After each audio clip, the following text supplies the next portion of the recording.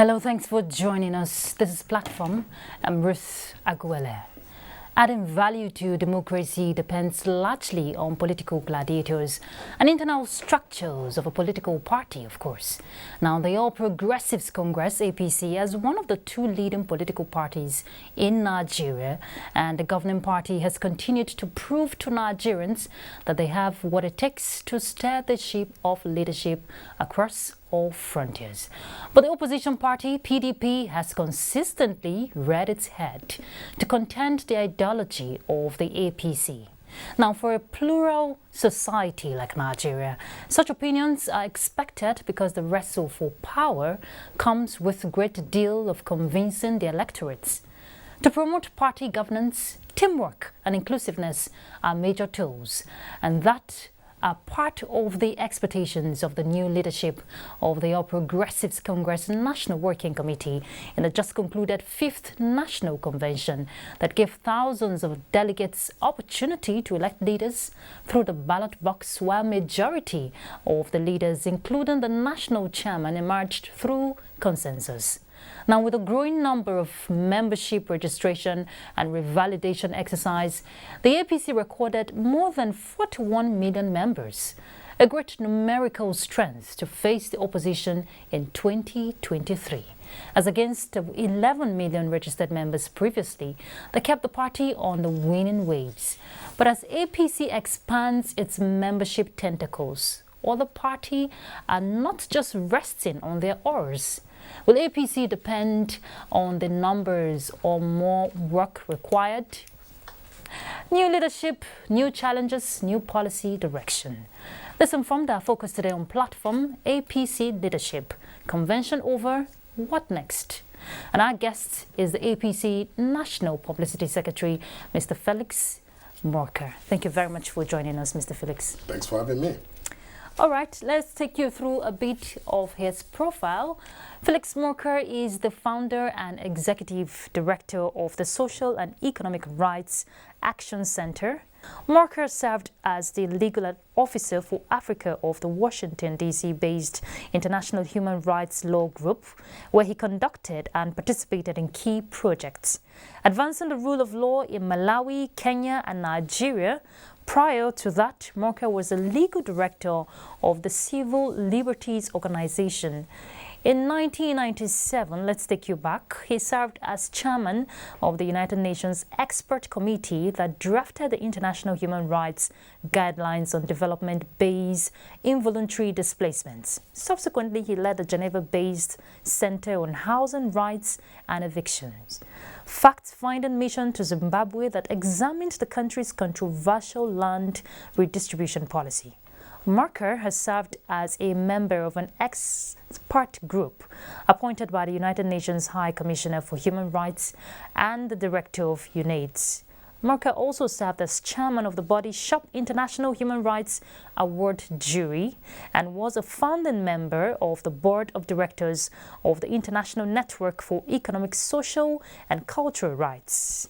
He served as a member of the board of advisors of the Niger Delta Legacy Engagement, Dawn in the Creeks, a project of the government of the United States of America. Marker was the first Martin Ennals Fellow of the European Human Rights Foundation and a Reginald Lewis Fellow of the Harvard Human Rights Program. He is the author of several publications. He is the former senior special assistant to the Deputy President of the Senate on Legal and Constitutional Matters. He has presented testimonies before the United States Congress and the Senate of the State of New Jersey and meets regularly with policymakers to raise human rights and urban development concerns. Marker holds a Master's of Law degree from the Harvard Law School. Let's leave it there. Quite a handful there. Very impressive, I must say. As usual, you know we have a panelist on Platform, and it should be no other person than our political correspondent here in NTA, Salihu Gwanara. Salihu, thank you so much for joining us on Platform. Thank you for having me here. We're pleased to have you. So, Mr. Marker, once again, welcome to Platform. Thank you. The convention is over. New leadership, new policy, new challenges, of course, and we're asking what next? Thank you so much. First of all, I want to place firmly on the record, to applaud everyone who had anything to do with the convention. Because of the heightened awareness and all of the tensions raised before the convention, many of us, even party members, loyal party members, were concerned and were unsure what we were going to witness at the convention. But now I think that all of us can testify that the convention went on beyond the expectation that we had going into it. It was spectacular in its success. And that is attributable to the leadership of the party, beginning with the President of the Federal Republic, President Muhammad Buhari, who demonstrated, once again, his candor, maturity, and wisdom in working with other leaders of the party to conduct the convention in a way that has produced the results that we now celebrate. And I think that for some of us who have been with the party from the beginning, I'm a founding member of the party, again, it just reinforced my understanding, my commitment, and conviction about the party. Yes, every political party is liable, like every human, relationship or organization or even family, to its own, ups and downs.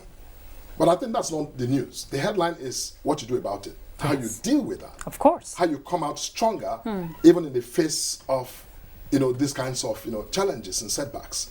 So APC, after the convention, has, I think, emerged, more united, stronger, and more determined, I think, to conduct the business of governance in this country.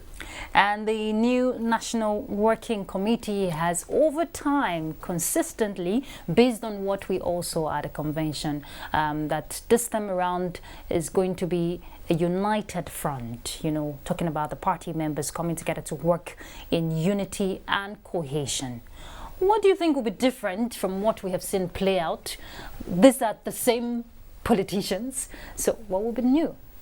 What will be new is that the spirit out of the convention has come into the boardroom of the party. Okay. I sat at the inaugural meeting, and the energy and the commitment and the enthusiasm of members of the NWC, led by our new chairman, His Excellency Senator Abdullahi Adamu, was palpable. You could literally touch the energy and the excitement of members of the NWC to really, build together, come together to tackle the challenges we know are many ahead of us. So I am personal, as a member of the NWC, I can tell you that I'm filled with, enormous enthusiasm and, courage to, take on this challenge. And all of the other officers, I've met many of them are accomplished in their respective, endeavors. So they are men and women of strong character and goodwill who understand the enormous responsibility that's been placed on this new leadership.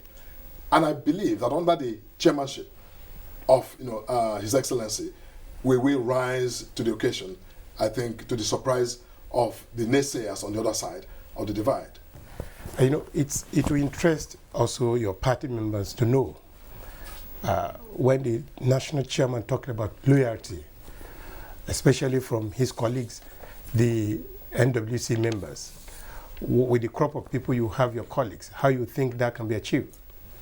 It's not that complicated to achieve, because, like I said, with the understanding of the enormous challenges that lie ahead, with full consciousness of the most recent events in the party, these new leaders of the party that have come together, are fully aware that loyalty, unity will be the most formidable tool and weapon, to succeed. Because, as you can see, we don't have a lot of time. We've just been elected, and then, primaries for the general elections, it's staring us right in the face. Yes. So we don't have any time to quibble or to, be idle, which is why every system in the party is running. And we are aware that without unity and commitment and concerted action, we won't get anywhere. So I can assure you that all of us behind him are committed to follow. Now, talking about his readiness to lead, to say, he said about a month ago, he wasn't prepared for where he is today. And as a founding father of this, founding member of the party, do you think he's, by the virtue of the position he's occupying now, ready to deliver and give members what they deserve? A month ago, he confessed to us that he wasn't prepared and wasn't even thinking of becoming the national chairman. No, what that means is that, you see, when you're faced with any elections are, you go into an election of any kind. Yes. It's a competition. Just like, soccer. We went into a soccer match the other day. We're hoping to win. But you know what? Did we win? Maybe not. And we didn't win. So it's a competitive process. So no one can go into it with any level of arrogance, thinking, I'm going in, I'm going to win. That's not, exactly a fine strategy.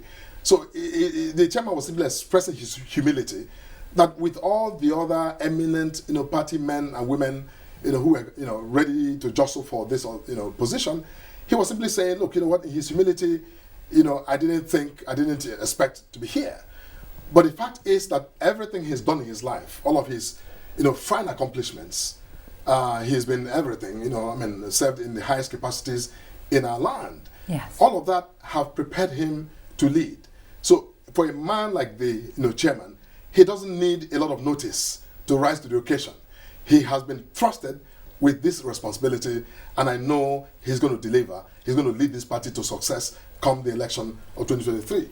And talking about the elections in 2023, during his assumption speech, talking about the chairman, he talked about collective leadership and teamwork, which he expects from members of the party. And the past chairman of the Extraordinary Planning Committee, I'm talking about Mima Labuni, he also talked about the commitment of the outgone NWC, which they demonstrated at all levels for the party. What should be the priority areas? You talked about timing, very short, before you know it, campaigns are here. Correct. What should be the priority now for the party? Now, I'm happy you highlighted the high points of the outgone chairman's comments at the handover ceremony, and the comments as well. They were in sync. The outgone chairman was looking ahead and saying, look, the mantle is now on you to lead us. And the new chairman spoke of unity and loyalty and commitment and teamwork and building a team. And I can assure you the meeting of yesterday, the inaugural meeting of the NWC, was all about that. We didn't take on any big agendas. We simply were doing housekeeping, trying to set the agenda. And that agenda, the bedrock of that agenda was the whole idea of unity. We needed to unite. We came out of that convention with that whole understanding of unity, and then to move forward. But to get back to the specific of your question, yes, our priority right now is to begin to marshal our program and our plans, our strategic plan for the upcoming primaries. That is, in the short term, the real challenge and commitment that we are mobilizing for. And as I said, we have come out of this inaugural meeting reinforced with this whole energy, and now all of the systems of the party are at work already to begin to really develop that short list of a must-do program of action that will put us in place to run our primaries and run it with vigor. Just before Gwanara comes in, it's good you mentioned the primaries, which is what every politician looks up to, that will determine your fate for any election. What will be the strategy this time around different? Because a lot of personal interest always comes in first. That's always the case. Okay. That's synonymous with politics, right? Yeah. It's about, self-interests. But I think that what APC has demonstrated with the last convention is that even with an overload of self-interests, loyal members of the party are still expected at the right time to put the interest of the party first. in the common parlance, when they speak of party supremacy, they're simply talking about, at some point, when the occasion is right, you are expected to submit your personal interests and ambitions to the overriding best interest of the party. Now, our men and women who were at the convention demonstrated that, and I believe, even at primaries, we are going to simply, yes, everyone is encouraged to aspire. Because if you don't have aspiration in the party, you don't have a party. Yes. If people don't come forward and say, look, I want to run for president, I want to run for this, you really don't have a party. A Your party ambition is simply a drives vehicle. you. The ambition drives you and it drives the party indirectly. So we're happy that so many people are filled with burning ambitions to be, to occupy all of the public offices. But all that Mr. President and I believe our new chairman, is saying is that even with your, passion, your extreme passion for your, ambition, that at the right time, when the party has made a decision, of course, following all of the due process requirements, then everyone is expected, again, being loyal party men and women, to, I think, submit to the authority and wisdom of the party. Now, still talking about the process of getting your leaders, future leaders, that is the primaries. Correct. One of the major instruments the outgone caretaker and extraordinary convention planning committee recommended for the new national working committee is the president's speech during the convention. And one of the key things about the president's speech is he encouraged the new NWC members to avoid imposition of candidates. Correct. Imposition of candidates, which is key. That can make or mar the party. Correct. Are you people trying to look at this area and guide it consciously? I have no doubt that, our new leadership is fully conscious of the president's admonition. I have no doubt that they will take it seriously. And I have no doubt that, from my experience of just barely 24 or 48 hours, my first impressions are that, all of those who sit on this committee, are interested in, again, enthroning a process that is, that reinforces our internal democracy in the selection of those who we present, for our next election. Yes, it will be competitive, but I think that, once we allow for every aspirant to have that opportunity to be vetted by the, party's electorate, we will, follow the tenets of democracy to respect, due process and, that sort of level playing field for people to compete and emerge, as candidates of the party. So yes, I don't believe that, and I have no reason to believe that, anyone would, attempt to shortchange the sort of, suggestion the president has made. I think that's what this party is about right now. Every party, we see internal democracy when we're talking intrigues, uncertainties, which are inevitable. Correct.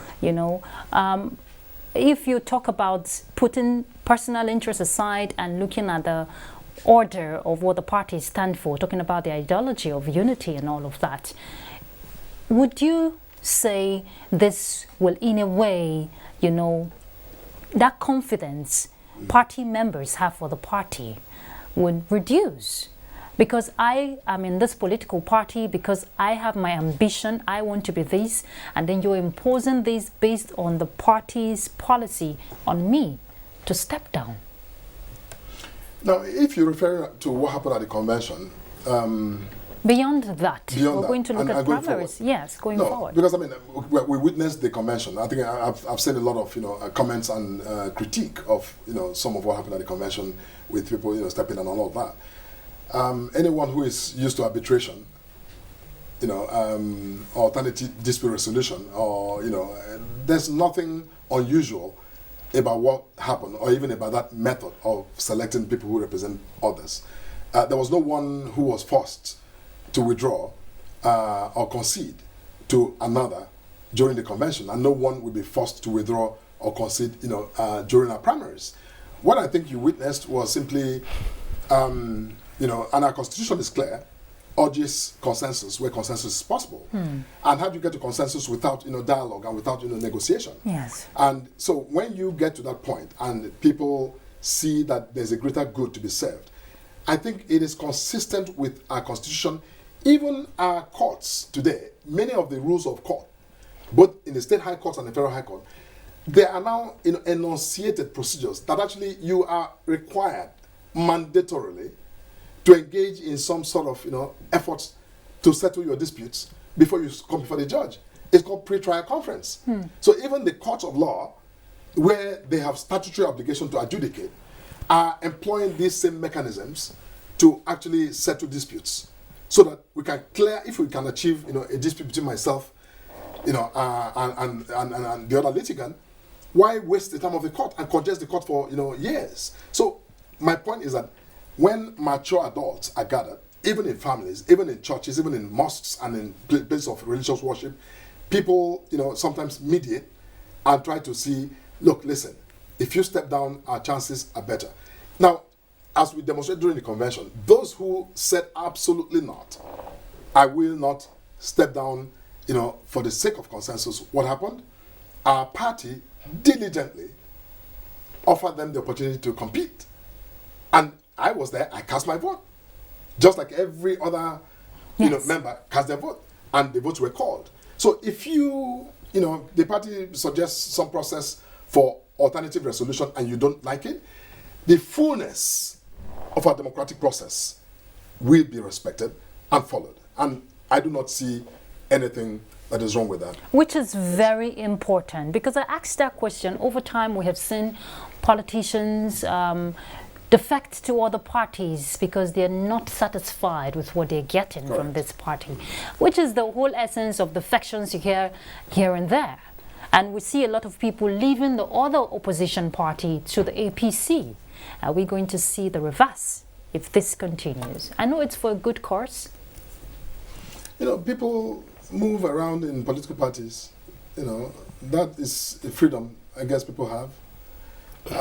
Many people don't like it. They think it just creates some sort of presents a conundrum to those who have to choose people to vote for, because somehow our parties have this actually I call it the revolving door, where people come in to one party and they leave to another party the next day.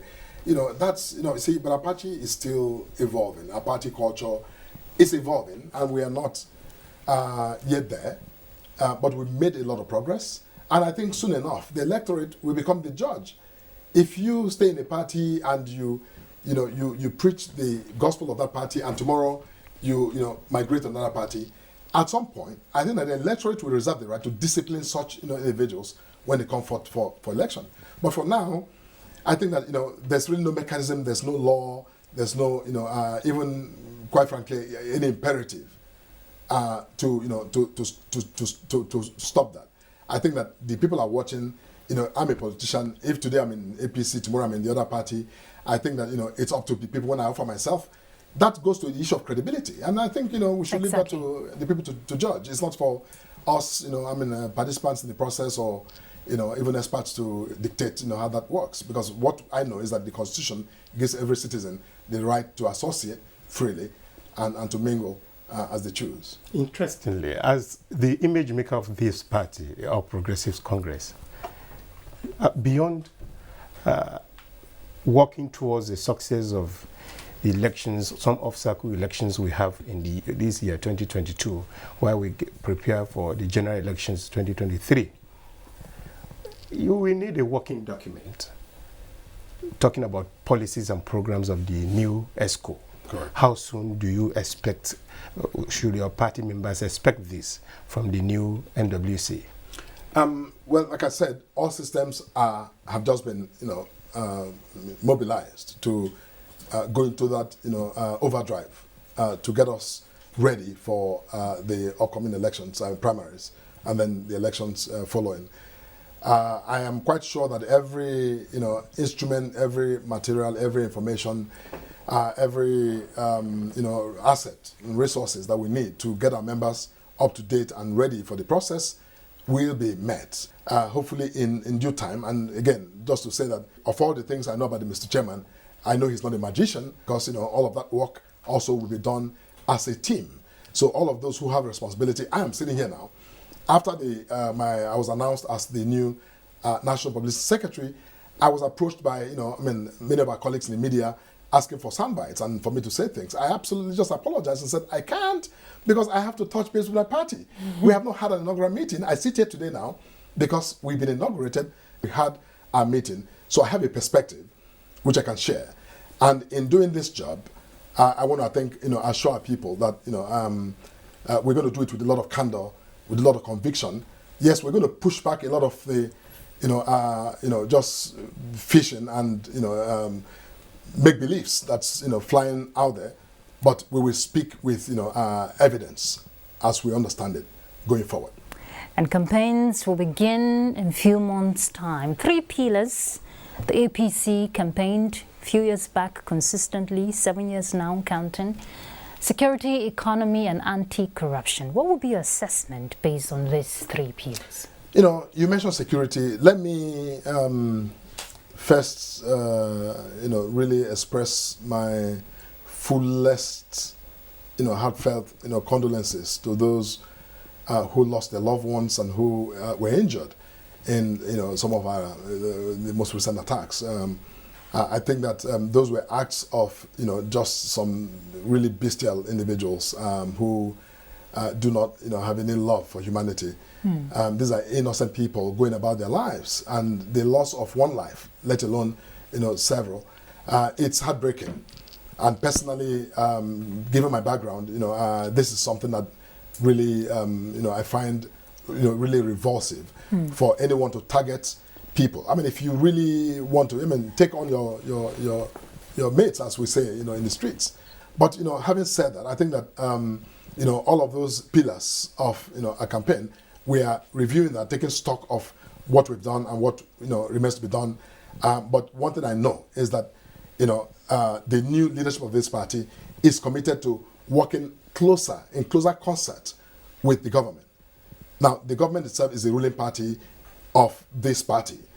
Therefore, I think that we have, we're now committed to coordinating more effectively, so that we can also be able to put out information about what government has done. But I don't want to make an assessment right now, but as a party man, I believe that so much, if Nigerians were to take the time to really unpack the accomplishments of this government, even me as a party man, sometimes I am shocked when I go through all of the frame by frame report card of this government. A whole lot has been achieved. But of course, in a democracy, you have people on the other side whose primary job is to make nonsense of the accomplishment of government. Which is normal. Which is normal. Which is normal. I'm asking that Yes. question based on consolidating on the gains of democracy. Correct. Now, when the electorates go out to vote, they want to see the dividends of democracy Correct, play absolutely. out. So that's why I asked the question. It's a fair, and very legitimate, important question. And which is why I say that, again, as we begin to take, control of the party and to, begin to, fashion on, we will do more. You're going to hear me, come back to you and to your colleagues, elsewhere, to actually make this point, to say that, look, let's leave all of the, today everybody's an expert. We have a phone. Social media has made everyone an expert, even when they're not based on facts. But what I think some of us are going to do, or try to do, is to offer Nigerians the facts. And I know that when people really get to know the facts and understand the facts, then hopefully some of the perceptions that drive this, some of the underlying, context of your question will begin to transform. So I think that Nigerians deserve so much more. And in this role, my hope is that I will be able to interact with our people and provide them, facts, not just, any kind of, outlandish, conclusions, so that they can make the conclusion themselves, while I simply just provide the facts to help them reach the right conclusion and be able to see that this government has, in fact, moved us, far up, very far up from where we were when we took over, back, in 2015. Yeah. Talking about the achievement of the government, bring us to the issue of the president who happens to be the leader of this party. Yes. Come 2023, he will no longer be on the ballot. And naturally, this is a man with block of votes in millions. Abdullahi Adamu led National Working Committee. How are you going to reconcile this? You know, the president of the Federal Republic may not be on the ballot, but his legacy will be on the ballot. So we are not concerned. The president has left and will leave, you know, very strong, and will leave that legacy that we that are in the party now and those who come to run on the platform of this party will have his legacy to support their ambition and their offer of service to our people. You know, of course, our constitution is very clear. You're only entitled to run for 2 terms. So Mr. President, as a Democrat that he is not interested in trying to extend his tenure. Therefore, those that will take over will have all of the work he has done, all of the accomplishment of this administration to speak, you know, eloquently for them and to help convince Nigerians that, you know, that level of continuity will be desirable and, in fact, a good thing for our progress, you know, going forward. Now, as the image maker of this party now, are you satisfied with the level of publicity this administration is given so far? No, I'm not. In terms of the projects, programs, activities? policies? No, I'm absolutely not. I have taken my time to review. Because a lot will Yes. tell and speak when campaigns begin. Absolutely. Okay. No, I'm not. I'm not, you know, satisfied. I think that there's a whole lot that needs to be done and done quickly, which is why I'm here, and this is the start.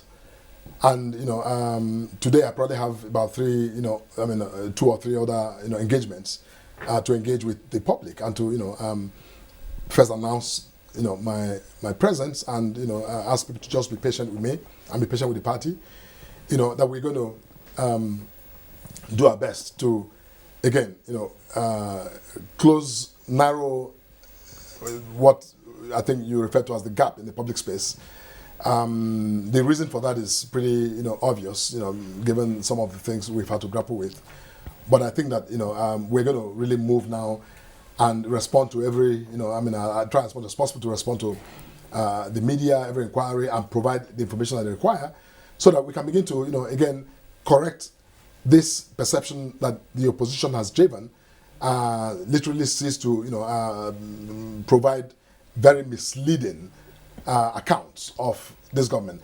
We are going to tell our story now, and we're going to tell it as eloquently as we can, so we can begin to reset the priorities and, you know, the basis for Nigerians, you know, forming their opinions ahead of the primaries and ahead of the general elections next year. Can you share with us some of these stories? You know good things about this government.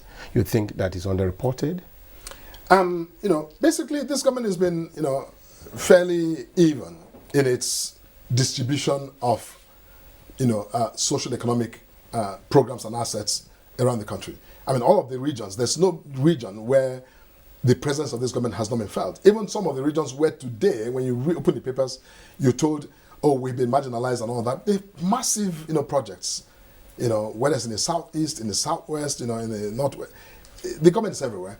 But, you know, the specifics of those programs, you know, again, we are, you know, when I come back to you, hopefully next time, I'm just going to be, hopefully, I mean, based on your own priorities, you know, I hope that we can get into the meat of that to be able to really give a blow-by-blow account of what this government has done in some of these regions. But the point is that even in appointments, I know when you read the data in national security, you're told, oh, everything is controlled by people from certain parts of the country. But if you really take the time beyond just the headlines, that is, you know, framed from a self-interested perspective, if you go beyond those headlines on social media and you unpack the you know, content of even those appointments, Nigerians will be shocked to see that at the highest levels of the leadership of our national security, we've had people from, you know, I mean, everywhere. It's not been concentrated or over-concentrated in any particular part of the country, as, you know, is often suggested. So I think that, I want to reserve, the privilege, if you will, if you give it to me, and I'm happy to come back and share more detail about, what this government has done, what I refer to as the legacy of President Muhammadu Buhari, going forward. Granted what you're asking, but you're also a Nigerian. And of course, you've been saying what is playing out in the country. But if we want to look at renewed hope, renewed faith of the people, that will pave way for victory for the ruling party in 2023 elections. Nigerians want to see stability, progress, and prosperity, and that depends largely if the parties involved are coming out to say, yes, we have the commitment, we have the efficacy to deliver. Correct. I agree. See, look, I'm a Nigerian. Actually, in my line of work, I represent, virtually, I'm called a slumlord. All of the slums around this country. That didn't come through in the bio you read, but my job actually is protecting a lot of the slum dwellers, millions and millions of them around this country, in so many states. So my point is that more than anyone else, I am, every day with people who live, sometimes even in spite of the government, who survive, by their own means and by, extraordinary efforts, who live, under the challenge of excruciating poverty. Yeah. So, I know that, we're not exactly where we need to be.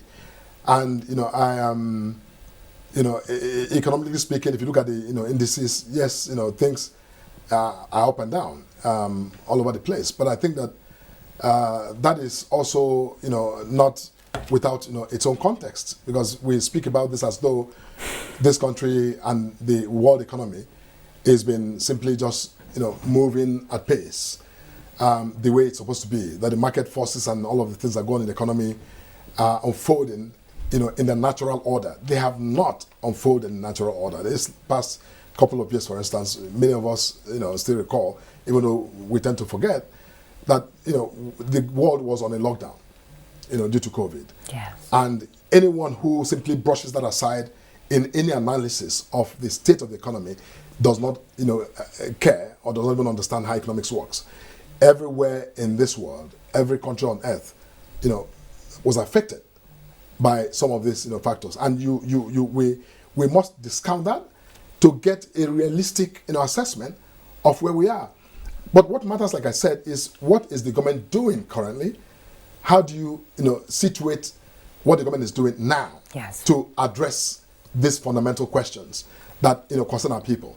Obviously, our people have a right to expect, good, committed, policies that drive, the whole quest for just, basic survival, good standard of living, if not, economic prosperity. They have a right to expect that, and this government has a duty to provide that.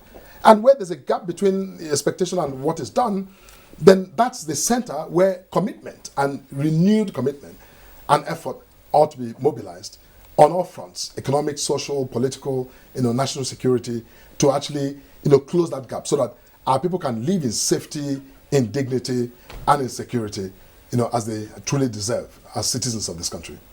Guanara? It's okay. That is interesting. Now, let's go back to party leadership, which happens to be a very strong member. It's important we go back to history. Before the coming on board of the Caretaker and Extraordinary Convention Planning Committee, an administration's life was cut short. That is the one led by the former Edo State Governor, Adams Oshiomhole. Now, as a founding member of this party, at what point do you think the party got it wrong to serve as a lesson as you are on board to guard against future occurrence? Well, a whole lot happened that led to that. It was not an event. It was, a cumulative events that led to, that. And I, quite frankly, I don't want to go into that detail right now because it's really, it's really gone by. We're dealing with, I'm talking about a new executive that's come after even the interim, caretaker committee, leadership. So my interest right now, quite frankly, is to look forward and not look back. You know, what has happened has happened. I think we've documented that, and that's really for, you know, students of history. But we draw, the only lesson I want to extract from that is that, you know, we will not, and I think that, you know, Mr. Chairman and Mr. President and all of us who are involved do not want to go back there. Okay, whatever those, you know, circumstances are, you know, I was not a direct participant, but as a party man, I watched it also, just like you watched it, with, you know, both sometimes with, you know, I mean, enthusiasm, sometimes with, you know, some level of, you know, shaking my head. You know, we all did that, and that again is not, you know, strange in any organizational, you know, context or situation. Here in NTA, I'm quite sure that sometimes you have management, you know, ups and downs. It's everywhere. But again, how you emerge from all of that is what matters. So I want us to focus on those aspects, you know, going forward, rather than, again, do any postmortem on what has occurred. But I can assure you that we have drawn the lesson. We don't want to go back there. We want to do better. And I believe that this, you know, executive committee of the party is committed to doing just that, to, you know, which is why Mr. Chairman came out again swinging, saying loyalty, unity, you know, teamwork, that is what is going to get us there. If we had that completely back then, maybe the outcomes would have been different. But, you know, I think that it is because of that history and that lesson that, you know, this new leadership is now emphasizing, you know, all of those, you know, values and, you know, points to instruct us as we move forward. And part of what this new leadership is also projecting is inclusiveness. And if you want to talk about inclusiveness, there are certain gray areas that must be addressed. I'm talking about active participation of women in the party. Primaries will come. Is the party ready to give women a chance? Certainly. Okay. Absolutely. Okay. We are. We love our women. Let's hope so. Both in the party and nationally. See, look, I'm sure, I don't know if you've taken time to look at the, we have, you know, I mean, we just elected the youngest, you know, woman as, you know, leader of our women in the party. I mean, that says something. I mean, the party is filled with women of all cadre and categories and age brackets. But this party, you know, chose to elect, you know, a young, vibrant, energetic woman to lead the party. That's got to count for something. And that was not an accident. It was, you know, I mean, done, you know, with all deliberateness to send a message to our women that we are not about, you know, to leave them behind, but that women matter. You know, women's political rights, their human rights are important, and that this party will vigorously advance the rights of women and the rights of our young people as well. And again, we elected a youth leader who is, you know, very strong, whose background and accomplishments, you know, speak volume. He's in a masterclass individual, and now he gets to lead our youth. And I'm sure that, you know, I mean, he's somebody you need to, you know, I mean, watch, because he's going to really, hopefully, bring a lot of, you know, energy to our youth and excite them to take their place. You know why I asked that question? Over time, we have seen women complain of lack of support, even from the party, not giving them a chance to participate actively. It's a process. It's, you know, the party is evolving. Like I said, I just gave that example of, you know, a new leader for women, you know, but to say that, you know, these things are not, you know, an activity. I think that the assessment will have to be done over the next period. I'm quite certain that in our primaries and in, you know, hopefully internal mechanisms to, you know, produce our candidates, that women will be given a fair opportunity to compete and hopefully get selected to represent the party, you know, across the board in elected positions.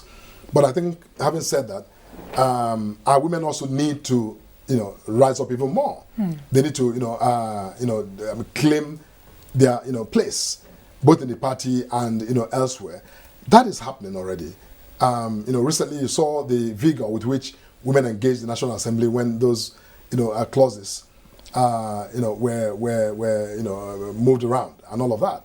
They were present. Some of them went to the National Assembly, occupied the National Assembly, and were very vocal, and, you know, in their agitation for more recognition and more access and more inclusion, in the business of governance. I don't think that those voices are lost on those who manage our party, especially. I think that I can only speak for us. I can tell you that in the room where we are, I mean, the women who were represented were all very happy, and I think we'll help other women to climb the ladder and the scaffolding to greater success in our political life. Gwanera, your final question? It's okay, yeah. Okay, if this is my final question, as the National Publicity Secretary of the party, it will interest our viewer, especially the media practitioners, our colleagues, to know how available you will be for them and us beyond signing statements. I had a few minutes of conversation with the press corps at the national headquarters of the party, and I listened to some of them express their concern about the way that the previous my predecessors had managed their relationships. And the first thing I told them, I said, look, I'm from civil society. I'm not coming from a business background or from all of that. So the media I'm very comfortable with. I've worked with the media all my professional life of 33 years at the bar as a lawyer and as a human rights lawyer. The media and the legal framework are tools that we have deployed all the time to advance our causes and to so when I say that I'm a strategic advocate, I can't say that without again recognizing and applauding the media that is giving all of their support to myself and our colleagues both in the pro-democracy movement, in the human rights movement, and across civil society. So yes, I will make myself available, as I mentioned to our colleagues at the press. I will make myself available to the extent possible.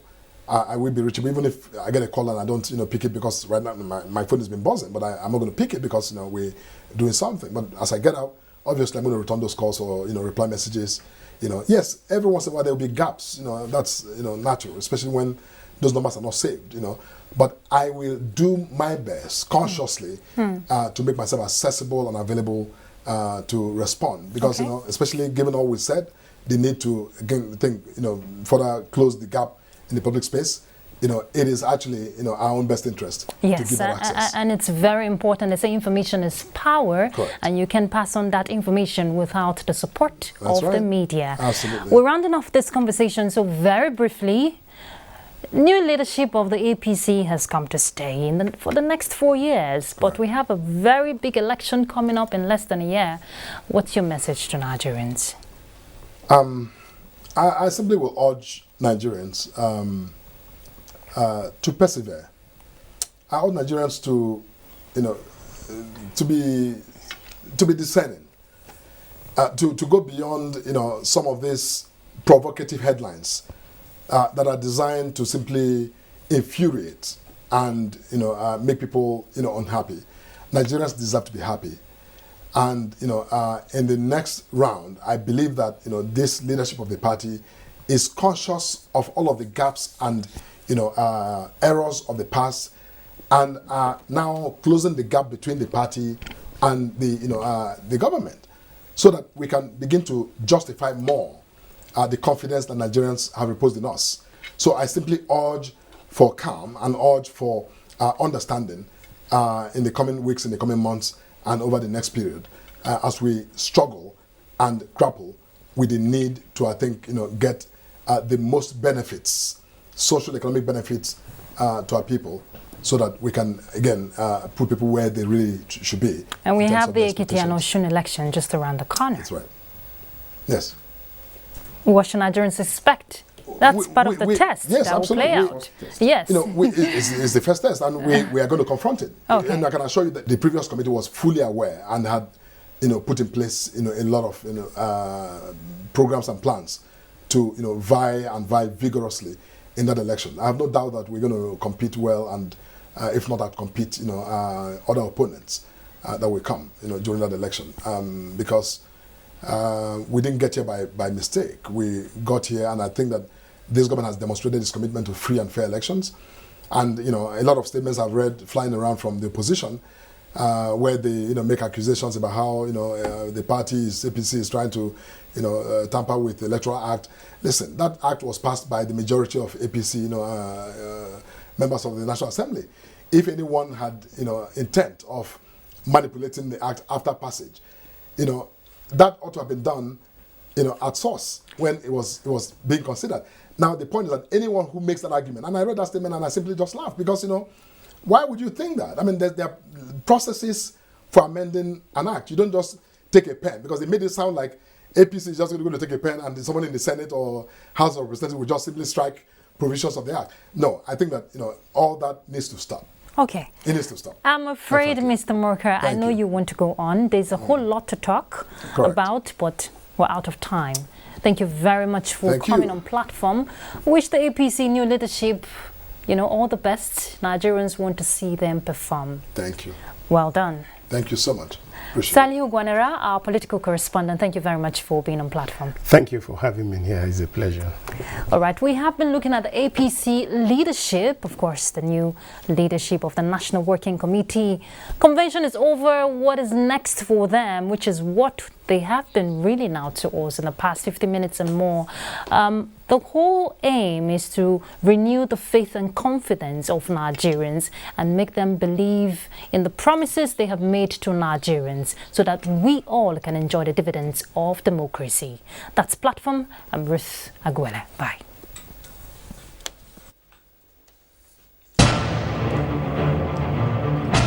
Thank you, man. Thank you.